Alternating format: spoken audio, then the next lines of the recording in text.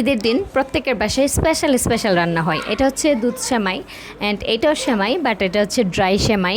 And এইটা হচ্ছে noodles, যেটা হচ্ছে সবাই পছন্দ করে খায়। অ্যান্ড এটা হচ্ছে ফিরনি, যেটা আমার ভাইয়ার খুব পছন্দের, সেই জন্য আম্মু রান্না করে।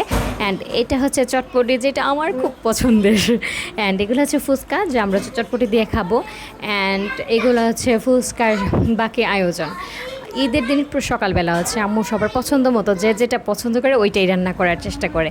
অ্যান্ড হচ্ছে দুপুরবেলার আইটেমগুলো স্পেশাল, মুরগির রোস্ট, দেন হচ্ছে ডিম ভুনা, গরুর মাংস, সাথে হচ্ছে পোলাও।